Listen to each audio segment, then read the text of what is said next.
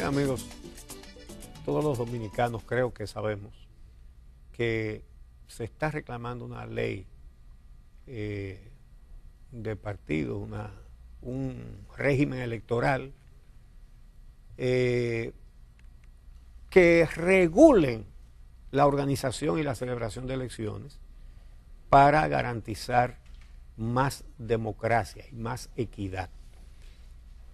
Pero a los partidos les da mucho trabajo eso. La Constitución se puede reformar en una semana, la Constitución, pero hacer una ley de partido lleva ya, ¿cuánto? 7 años ya. 7 años. 2011 estaba. Entonces, O 8. hemos invitado a Víctor de Asa, diputado del PRM, y quien es secretario de la Comisión Bicameral para la Ley de Partidos. Vamos a compartir el cafecito con Víctor de Asa en el espacio estelar del día. Bienvenido. Buenos días, muchas gracias. Víctor, y salud. Buen ¿Cómo día. está el cafecito? Gracias, Santo Domingo. muchas gracias. Mira, ahora que se ha vuelto a poner de moda querido Ernesto Paulino Castillo, la ley de partidos tiene un artículo, gracias, que prohíbe la campaña negativa, cosa que es muy peligrosa porque si dijera que prohíbe la injuria y la difamación, que no tiene que decirlo porque eso está prohibido, ¿verdad? Sería una cosa, pero, Es un delito penal. pero es negativo tú decir, fulano de tal declaró tanto cuando entró como funcionario, la superintendencia de banco certificó que ha depositado 27 mil millones, y eso es negativo, pero es verdad. Entonces, ¿qué va a pasar? Todo esto se hizo para proteger a todo el que haya metido la pata o la mano. Mire, yo pienso que hay que distinguir entre lo que es la campaña negativa y lo que es la campaña sucia, porque hay hechos que se denuncian sin prueba contra un político determinado que constituye una campaña sucia. Por ejemplo, lo que dijo Wilton Guerrero de Hipólito Mejía en las que era elecciones mentira pasadas, y que se demostró que era mentira. que andaba en un avión del Chapo Guzmán. Perfecto. Pero la verdad, Él pidió excusa después, pero ya habían pasado las elecciones hace rato. Mientras tanto, el efecto lo hizo. y las palabras dichas y los huevos rotos no se reparan. Sí. La verdad que ciertamente está ese artículo que ha sido muy cuestionado, pero para evitar que entren personas con dineros cuestionados, con dinero ilícito, también contemplamos en la ley, en el artículo 49, que para ser precandidato a una posición electiva dentro de un partido político, hay que tener un tiempo de militancia en ese partido político. Y eso justamente para poner de alguna manera un freno para que esas personas que no tienen ningún conocimiento político, muchas veces no tienen vida política en un partido político, pues no puedan entrar en 2 o 3 meses. Disculpa, pero eso es un abuso de ustedes contra personas que se están ganando la vida alquilando partiditos, que vienen de fuera. Es como un puesto de alquiler. ¿Tú quieres ser candidato a presidente? Ven, aquí está. Y a síndico, ven. Y a lo que tú quieras, sí. a diputado. Exactamente. Porque tiene que estar inscrito en el partido. Tiene que tener un tiempo de militancia que... ¿Qué tiempo? El tiempo no se establece para que los partidos tengan la libertad de establecerlo en el ellos. estatuto, pero tiene que tener un tiempo de militancia en el Bueno, estatuto. no, yo nada más tienes que poner un día. Sí, Bueno. porque sí, en algunos de los borradores estaba un tiempo de 5 años de militancia en los partidos. Sí, pero para por ser el candidato, por el pero tema se del eliminó. derecho de libertad de los partidos políticos, se dejó a que tenga que tener un tiempo, pero el estatuto Sí. tiene que decir qué tiempo. Pero Sí, hay puede muchos ser un otros día, artículos. y algunos lo harán un día. Pero obviamente el otro tema, que es de impedir que un partido político que vaya por primera vez a un proceso electoral vaya aliado, es una forma también de evitar la formación de partidos políticos para hacer negocios, porque muchas organizaciones políticas de reciente formación lo que hacen es ir aliados para mantener el reconocimiento y No, y está demostrado que no necesariamente el hecho de que en un país determinado hayan muchos partidos, eso significa que tenemos una democracia más sólida. No es verdad. No es una ecuación que esté demostrada que porque haya muchos partidos es que la democracia es más sólida. Hablemos de la ley del Y además, como dice Uchi, muchos hacen negocio con eso. Sí. Y lo que se ha establecido que tengan que ir solo es para que demuestren, porque también se flexibilizó, porque ya los partidos para formarse no tienen que tener el 2% de militantes, sino de personas que consientan que ese partido se forme. Y eso de alguna manera es una flexibilidad, pero también si un partido participa en 2 elecciones consecutivas, tiene que alcanzar el 1% de los votos válidos emitidos. Pero eso existe desde hace tiempo, ¿no? No, era 2%. Ah, era 2, era 2, sí. Y hablando de estas transformaciones y cambios necesarios en el sistema electoral y el sistema de partidos, Yauchi hablaba de la discusión del proyecto de ley del régimen electoral que ustedes están llevando a cabo. Se anunció la reforma electoral, pero empezamos con la ley de partidos. Y una va muy entrelazada con la otra, muy vinculada a la otra. ¿Qué pasa con esa ley del régimen electoral que vendría a reformar una ley que quedó obsoleta desde el 2010 con la reforma constitucional, pero que no ha habido manera, a pesar de que la Junta Central Electoral en el 2011 presentó un proyecto de reforma? No ha sido posible avanzar en esta reforma. ¿Cuáles han sido las dificultades, los obstáculos para que se apruebe y cuál es la situación en estos momentos de la ley del régimen electoral? Ciertamente, el régimen electoral está fundamentado básicamente en la ley 275 del año 1997, que ya han sobrevenido reformas constitucionales y entonces la ley ha quedado desfasada. Estamos empoderados en la comisión, digamos, de 2 iniciativas, una que es la reforma al régimen electoral, una segunda que es una propuesta que es de mi propia autoría con el respaldo de los voceros de los bloques partidarios, que es la de que los votos de cada territorio se cuenten para las autoridades de ese territorio y de que cada quien se busque sus propios votos. Estamos diciendo de separar, por ejemplo, el voto de los distritos municipales del de los municipios, porque es imposible, por ejemplo, votar preferencialmente por los vocales de un distrito municipal marcando la cara del alcalde del municipio. Es decir, hay distorsiones y entonces la comisión bicameral fue apoderada también de esta iniciativa nuestra.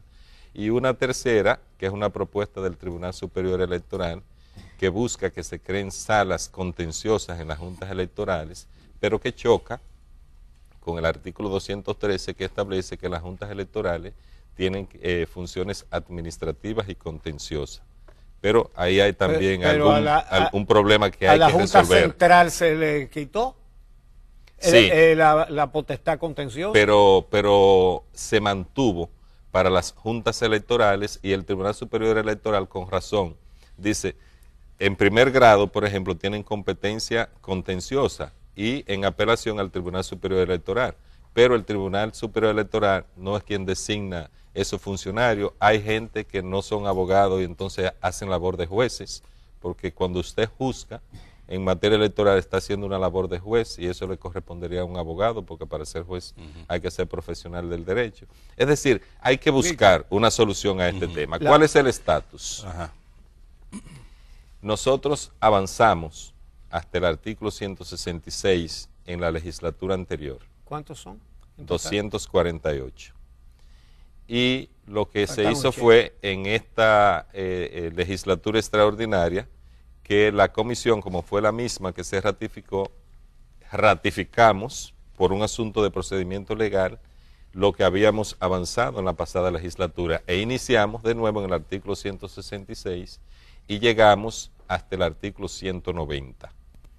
Para el día de hoy tenemos trabajos el día completo. Hoy a las 9 de la mañana, de 9 a 12, vamos a trabajar y de 2 a 5 de la tarde. Con lo cual, esperamos que en el día de hoy terminemos la lectura completa del proyecto.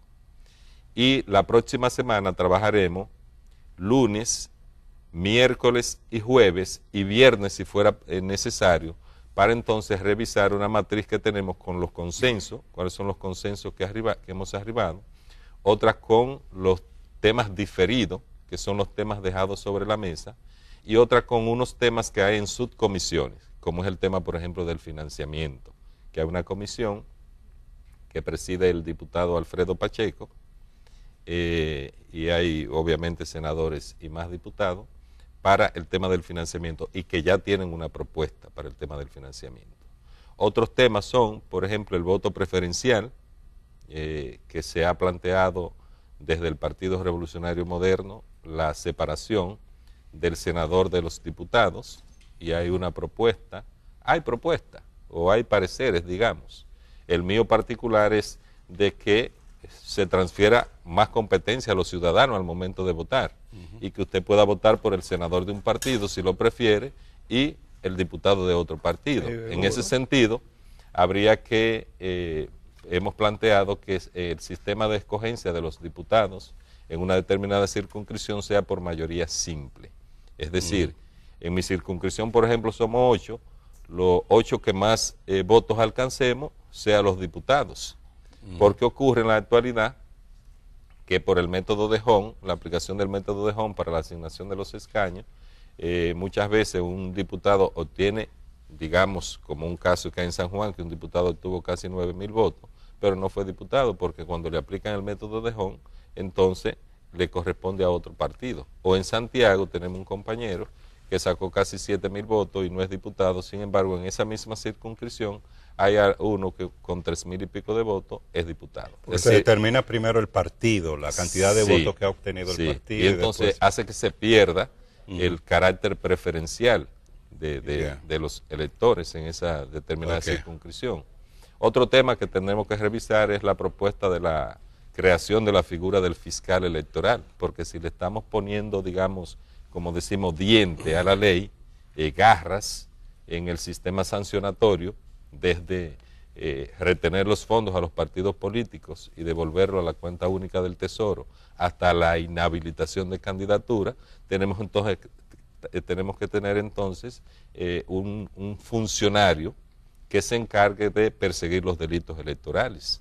Y para eso estamos proponiendo la figura del fiscal electoral. Algunos plantean, bueno, nosotros planteamos que fuera escogido por la Cámara de Diputados, por las 2/3 partes de la Cámara de Diputados, para que tratemos de buscar un funcionario independiente de los partidos políticos y que se pase por ese colador, ¿verdad? Otros plantean que sea una procuraduría especializada en materia penal, pero de alguna manera nos sentaremos a buscar algún acuerdo sobre este particular para tener esta figura que es necesaria. Uno de los temas es la integración de la Junta Central Electoral. Hemos conocido que hay consenso en el sentido de que no necesariamente los miembros de la Junta Central Electoral tienen que ser abogados, excepto el presidente, que sí, desde el punto de vista de esta comisión bicameral, tendría que tener esta profesión. Pero un tema que ha sido de mucha preocupación es cómo garantizar la independencia del órgano electoral, de forma tal que no lleguen a esta institución miembros o militantes de los partidos políticos. ¿Se avanzó en esto o todavía queda abierto los riesgos de que ese órgano electoral, un partido político que tenga el control del Senado, lo pueda designar? Sí, ciertamente entre los requisitos que tendrían que ser todos abogados, de acuerdo con la ley actual, se flexibilizó para que hayan de diferentes disciplinas, porque tan importante es un abogado como un experto en informática, por ejemplo, en el sistema electoral. En el tema de que si es político o no es político, lo que alcanzamos el consenso fue establecer que preferiblemente, ¿verdad? Porque eso deja abierto. Sí, deja abierta todavía la posibilidad, porque ese es un gran tema. Ese es un gran tema que se ha estado discutiendo para la constitución no solo del Tribunal Electoral, sino de las altas cortes, y ha sido una propuesta. ¿Que puede ser político? ¿Cómo es la cosa? Se buscó, porque ese es un tema que está todavía, digamos, abierto a la discusión, pero el consenso anda porque preferiblemente no sea político. Preferiblemente sea independiente. Que preferiblemente independiente. Sí. O sea, tratar, ¿verdad? Pero, porque no hay... Porque en otros sistemas electorales claramente la legislación dice claro, que no haya militado el partido nosotros político durante los últimos nosotros 5 lo que años. planteamos. la gente que quiere una democracia de verdad prefiere que sea independiente. Sí. Y los que quieren controlar los procesos electorales prefieren que sea político. Ahora, ¿quiénes son los que deciden? Eso. Es decir, que al aprobar ese artículo así, están garantizando que sean cuadros políticos los que administran Nosotros las elecciones. planteamos que no tuviera militancia política durante los 4 años anteriores al proceso, ¿verdad? Pero esa parte no ha sido consensuada en la dirección que lo hemos planteado, ¿verdad? Y lo va a hacer. Y también hay un tema que es la independencia de las juntas electorales, porque todo está centralizado en la Junta Central Electoral y entonces las juntas electorales dependen en todo de la Junta Central Electoral. Y entonces hay que ver de qué manera, por lo menos las juntas electorales tienen independencia, digamos el secretario de las juntas electorales. Hay otro tema que es el tema de la intervención de los militares que siempre están, de la policía electoral, ¿verdad? De militares que intervienen en el proceso, que se ha denunciado que intervienen en el proceso. Hay preocupación sobre ese particular y cómo sanear, digamos, el proceso electoral de toda interferencia que dañe el proceso, porque ciertamente la sociedad dominicana quiere una democracia más limpia, una democracia en orden.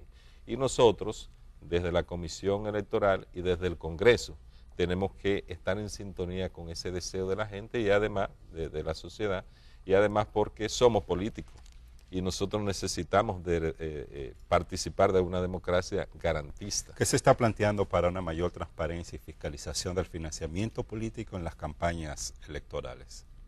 Mira, la ley tiene, hemos dicho que es una combinación de la ley de partidos con la ley electoral. Y si ya en la ley de partidos avanzamos en aspectos que tienen que ver con transparencia, con limitar, poner topes al financiamiento de los candidatos y también que los aportes tengan que ser publicitados, que los partidos que reciban fondos y los candidatos tengan que estar en una nómina de contribuyentes, que los partidos políticos tienen que tener una contabilidad organizada y que hay cuenta única receptora para los precandidatos. Todos estos aspectos tenemos que extrapolarlo a la ley de partidos. Por eso, la subcomisión que está trabajando el tema del financiamiento ha avanzado en todos esos aspectos y entonces yo pienso que ya en el día de hoy no creo que nos dé tiempo a recibir ese informe, pero en la próxima semana estaremos ya avanzando sobre ese particular. ¿Hay posibilidades de que esa ley realmente se apruebe? Algunos plantean en esta legislatura extraordinaria, pero en los próximos meses, ¿se podría aprobar esta ley para que pueda ser implementada de cara al proceso 2020 y de no aprobarse? ¿Cuáles podrían ser las consecuencias? Hace un momento que dijo Uchi que la Constitución la han aprobado hasta en 5 días y nos quedan días suficientes para aprobar la ley. Yo pienso que sí, pero además hemos estado conversando con actores políticos importantes dentro de la comisión, como doña Miriam Cabral, que es miembro del comité político del PLD. Y activa y aguerrida. Y nosotros le hemos dicho, bueno, vamos a sentarnos, ponernos de acuerdo para sacar esta ley. Y el interés de la sociedad y de nuestro partido en particular es de que aprobemos la ley. Que si hay tiempo para aplicarla, sí, porque en octubre, el 6 de octubre, es que se van a realizar las primarias. Y hemos dicho que la ley de partido rige la vida de la precampaña y de los precandidatos, pero que una vez se conviertan en candidatos pasan a ser regidos por la ley electoral. De manera que, de todas maneras, los procedimientos van en marcha, porque la Junta Central Electoral no va a detener su accionar hasta que se apruebe la ley. Pero, básicamente, la ley se va a aprobar para la campaña. Y la campaña inicia después de la precampaña. Muy bien. Bueno, pues muchas gracias a Víctor de Asa, secretario de la Comisión Bicameral para la Ley de Partidos, diputado del PRM. En un minuto que nos queda, tu impresión o tu opinión sobre un precandidato de tu partido, el expresidente Hipólito Mejía, haciéndole visitas a Quirino Ernesto Paulino Castillo. ¿Qué te parece? La verdad es que la campaña en nuestro partido se va llevando muy bien. Y hay ya lo veo. Y hay conciencia de que el que gane reciba el apoyo del que pierda. De hecho, yo trabajo en la corriente de Luis Abinader. No me respondiste, tú me estás evadiendo la pregunta.